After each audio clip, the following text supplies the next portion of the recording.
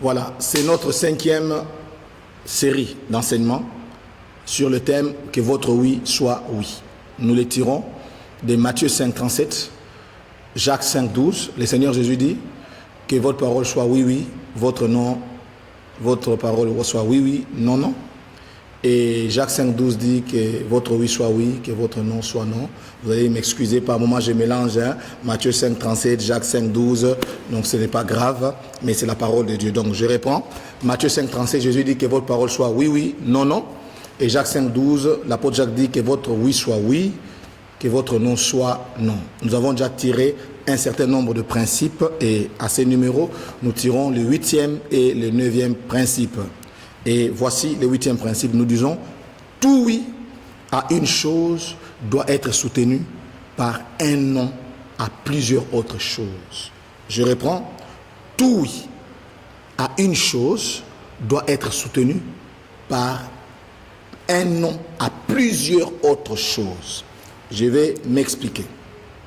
Le Seigneur a dit à l'homme de manger de tout, sauf au fruit de l'arbre de la connaissance du bien et du mal. En d'autres termes, le Seigneur a demandé à l'homme de prendre quelle décision face à l'arbre de la connaissance du bien et du mal? La décision non.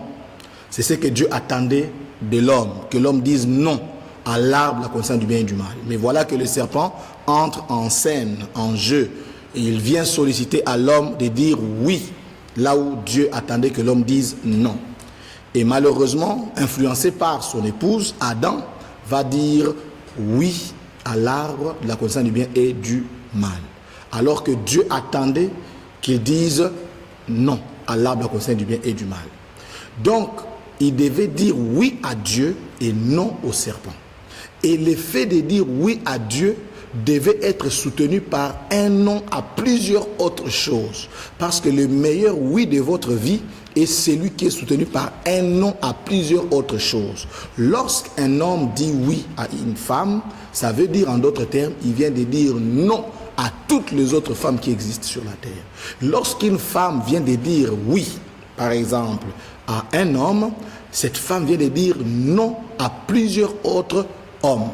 Donc, votre oui est toujours soutenu par un non à plusieurs autres choses. Celui qui a dit oui à Jésus, il a dit non à plusieurs choses. Il a dit non au péché, il a dit non à Satan, il a dit non à la mondanité, il a dit non à toutes ces choses qui ne glorifient pas Dieu. On ne peut pas dire oui à Jésus et continuer à dire oui aux choses qui ne glorifient pas Dieu. C'est comme ça que nous avons tiré ce principe. Tout oui à une chose est soutenu par un non à plusieurs autres choses. Je vais même illustrer ça différemment. Par exemple, un étudiant qui a dit oui à la faculté de droit, il vient de dire non aux autres facultés, à moins qu'il change. Neuvième principe, nous disons, tout oui à une chose doit être soutenu par un oui à plusieurs autres choses compatibles. Le 8e principe, c'était quoi? Tout oui à une chose doit être soutenu par un non à plusieurs autres choses. Entendez par là les choses incompatibles. Mais ici, nous disons, tout oui à une chose doit être soutenu par un oui à plusieurs autres choses compatibles. C'est-à-dire quoi? C'est la loi de la cohérence. Il faut être cohérent avec son oui. Quand j'ai déjà dit oui à Jésus, pour être cohérent avec le oui du premier jour, je dois dire non à d'autres choses. Et pour être cohérent à oui que j'ai donné à Jésus, il y a d'autres choses auxquelles je dois dire oui. Par exemple, celui qui a dit oui à Jésus doit dire oui à la lecture de la parole de Dieu.